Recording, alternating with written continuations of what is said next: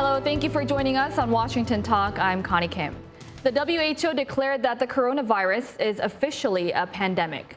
The virus that was first detected in China quickly spread to South Korea, where its initial response measures had been controversial. How serious is the virus and how effectively has South Korea dealt with its containment efforts?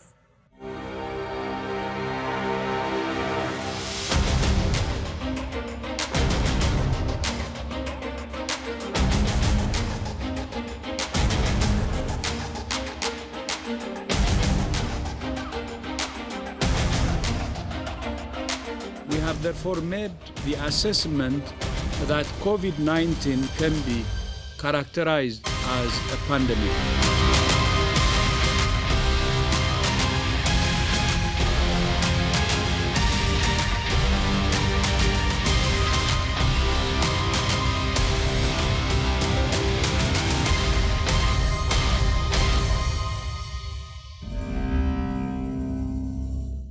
In the studio with me is Dr. Courtland Robinson, Associate Professor of the Department of International Health and core faculty member of the Center for Humanitarian Health at Johns Hopkins Bloomberg School of Public Health. Also joining me is Jean Lee, Director of the Korea Program at the Woodrow Wilson Center. Ms. Lee was the first Pyongyang bureau chief for the Associated Press. Welcome to the program. Great to be here. Welcome. Now, Dr. Robinson, I want to start off with you first. So the WHO has declared the coronavirus as a pandemic now. Help us understand what the implication of this is. What they're saying basically is this is a global threat. We're all in this together, and the statements they're offering are doubling down on what they call a blended strategy of containment and mitigation, which means to test, detect, isolate, treat, but also carry out aggressive social distancing, avoiding crowds, canceling non-essential travel, not going to work, staying home as best you can. That we need to be aggressive in these approaches. We need to bring the curve down, the epidemic curve down, so we don't overwhelm hospital capacity for the people who really need things like ICUs and ventilation units. So how did this virus spread so quickly in a short period of time across the world then? It's it's easily spread. So breathing, talking, coughing, sneezing within 3 to 6 feet of somebody who's infected carries high risk of transmission. It also remains sort of viable on surfaces for at least several hours, maybe longer. So once it occurred and appeared in Wuhan, it began to spread rather quickly within Wuhan, and the Chinese government didn't take effective measures immediately, and then it began to move through China and across international borders, and now it's probably everywhere, but we just don't know exactly where and how many cases. Mm-hmm. So the Chinese government has been criticized for its lack of taking active measures in the beginning of the outbreak of the virus. So what do you think China could have done differently? I think for every government, there's a fine line between protecting its interests and being transparent. And of course, there are some governments that are much more concerned about creating a sense of panic or how it will reflect on their system and their messaging.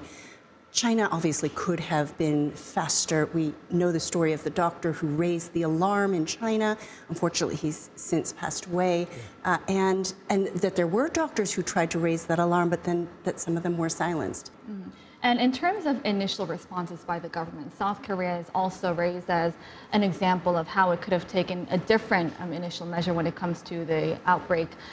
So there has been some criticism that it should have imposed a blanket travel ban on China in the beginning. So what is your take on this? Do you think they should have taken this measure?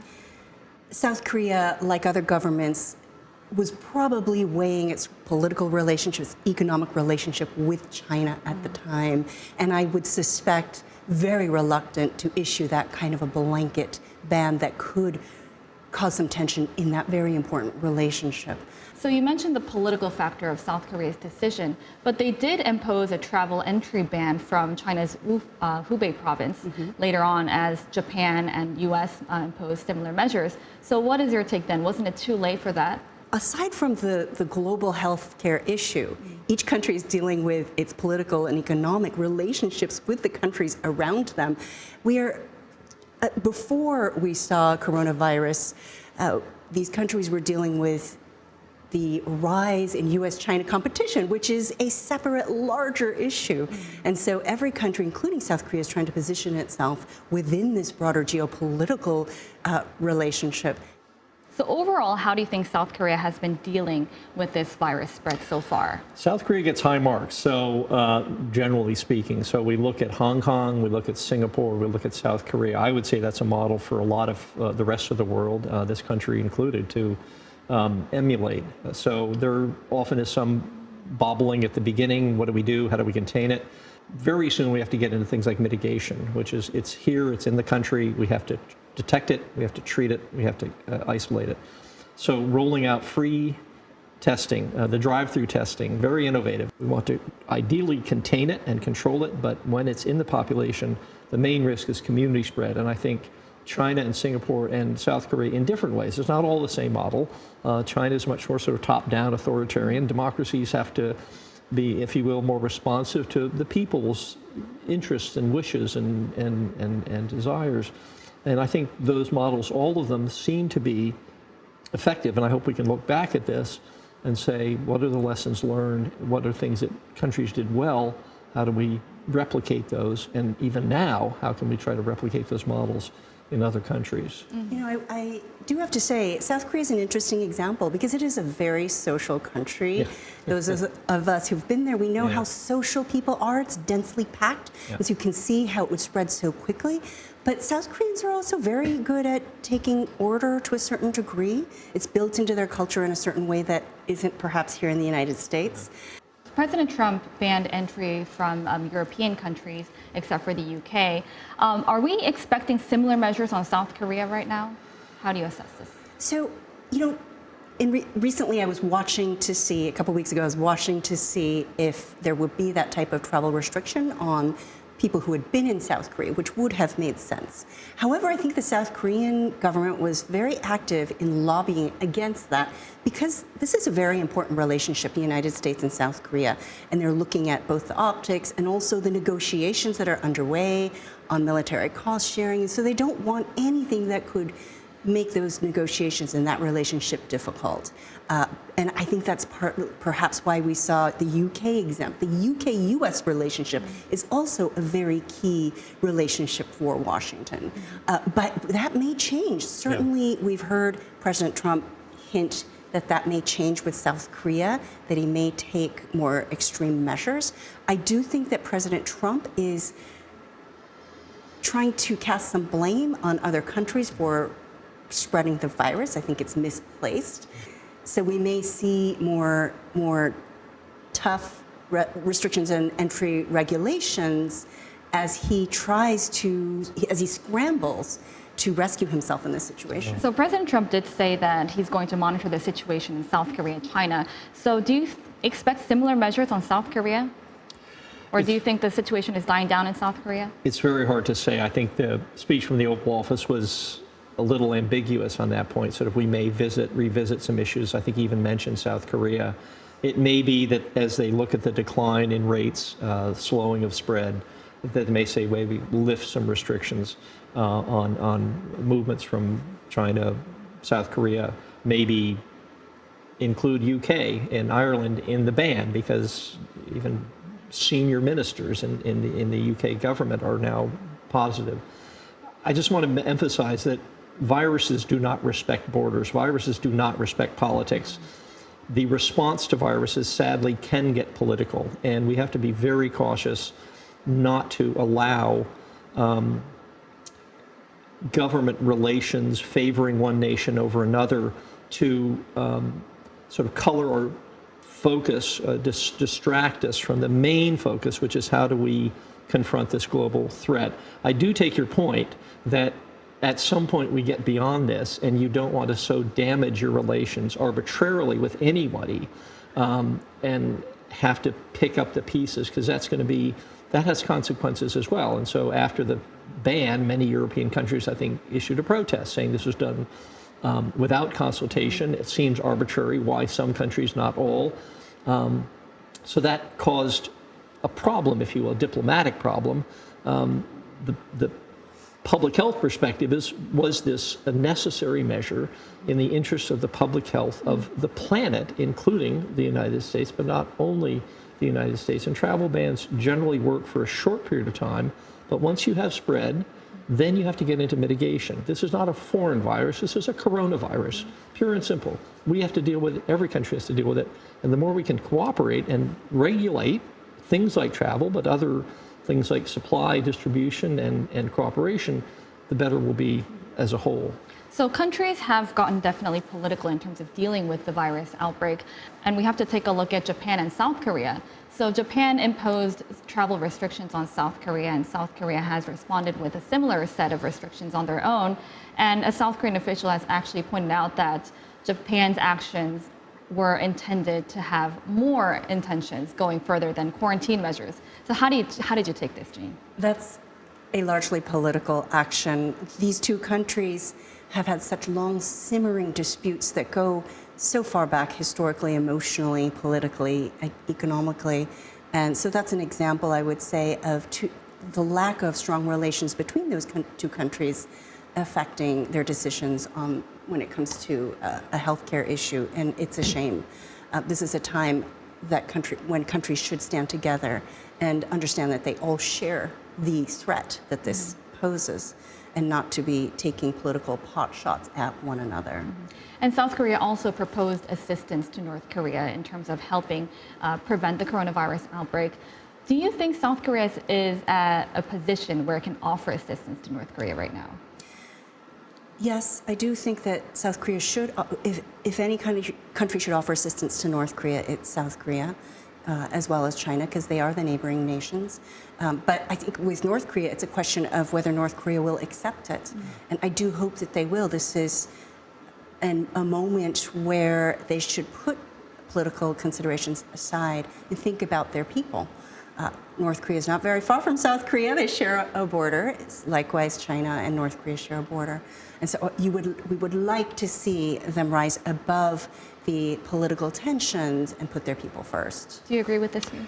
Absolutely. I think several recent commentators have suggested that maybe there is an opening here if North Korea chooses to take it, to reach out and say we want to cooperate, we need international aid, and to allow people to come in and help with the assessments, help support with testing, monitoring, all of the different strategies that we know how to roll out and do. And it's not to say North Korea doesn't know, but their health system is damaged, weakened by decades of I would say, neglect and misallocation of priorities and all the rest of it. But they can and should reach out, and the world should reach out to North Korea, and hopefully soon, because time is really of the essence.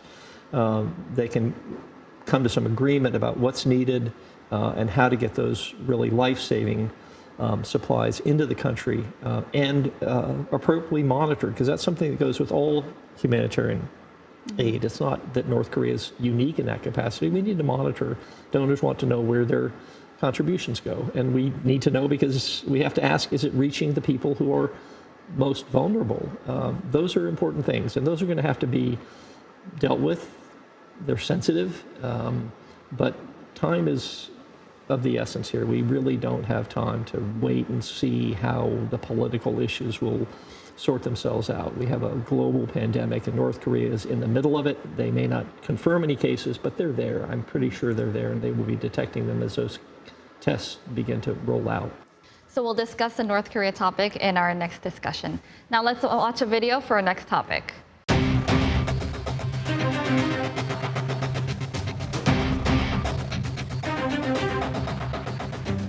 이 비누로 손 씻기를 자주 하고 공공장소에 갈 때에는 마스크를 착용하는 것을 습관화합니다.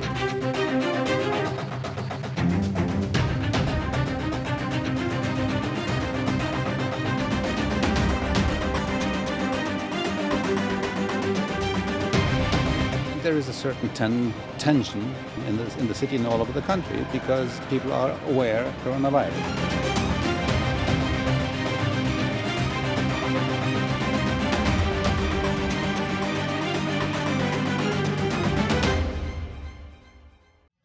North Korea claims it has 0 coronavirus confirmed patients in the country, but it has reached out to international organizations for assistance.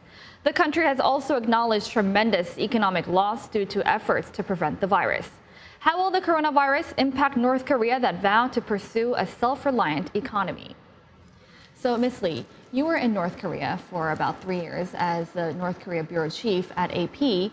So when North Korea claims that they don't have any patients confirmed with coronavirus, how do you take their claim? Semantically, it's probably accurate. Perhaps they don't have test kits, so they can claim that they don't have any confirmed cases. But I find it very hard to believe that coronavirus is not already in North Korea. There are so many people who go back and forth between China and North Korea every day, across the border on foot, as well as by train and also by plane.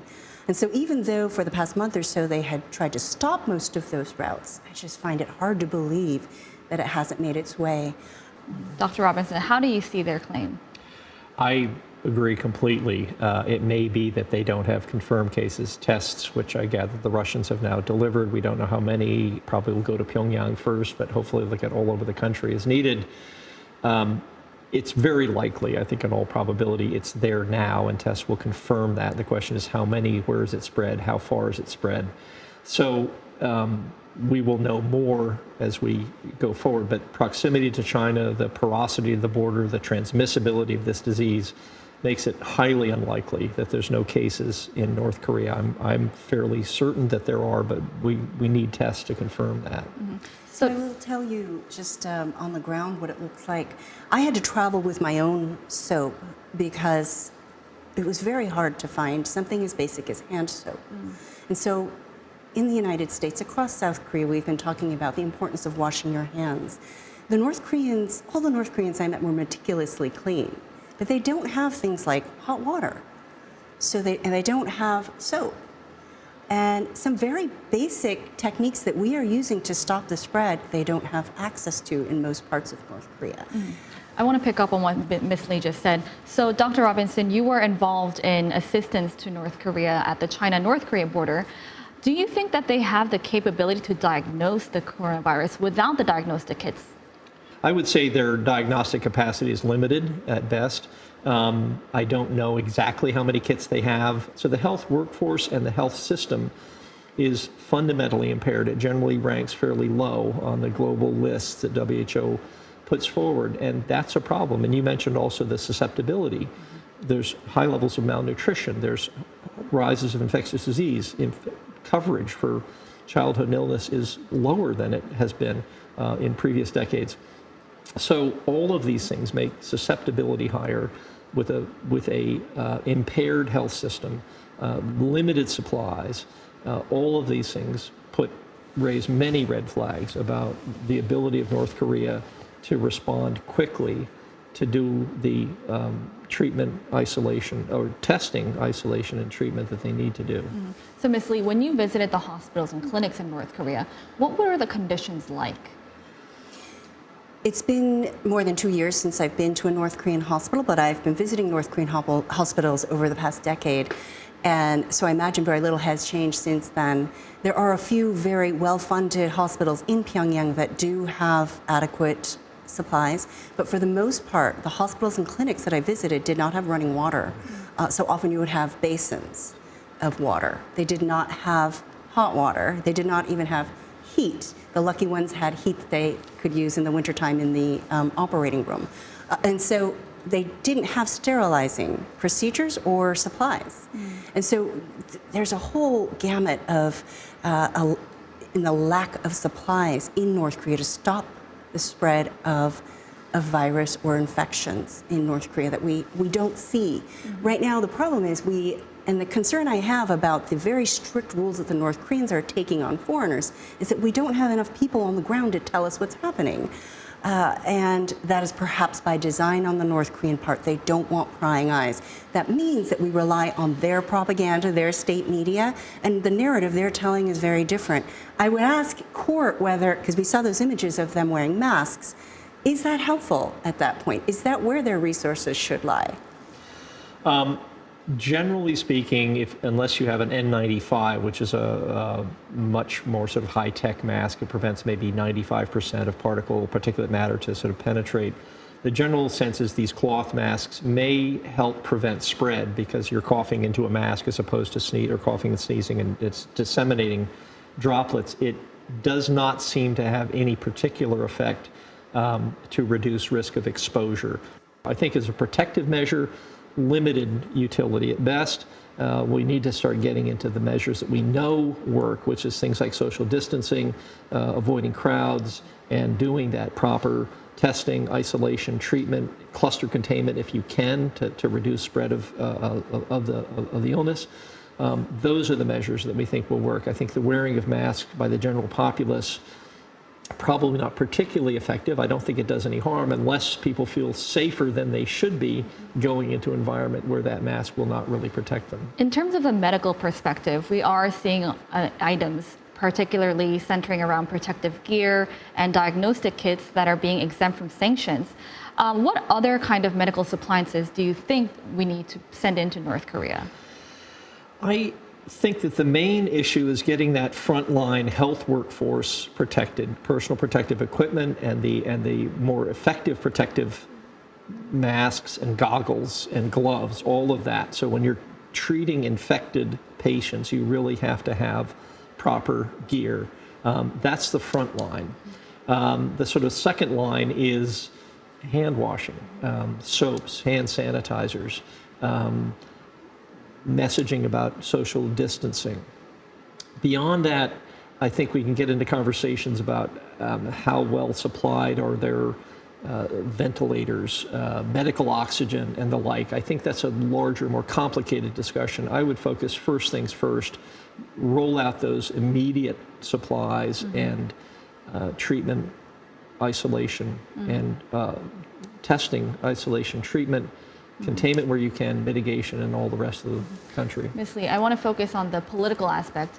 So Germany has protested about its treatment of diplomats within North Korea, and which led to the closure of its North Korean embassy. So do you think this was an inappropriate measure taken by North Korea? Of course I do. I think it was a terrible decision for diplomacy, and hopefully that closure is just temporary. But the North Koreans enacted very strict rules on foreigners, all foreigners in North Korea. I think they quarantined about 300 of them in total.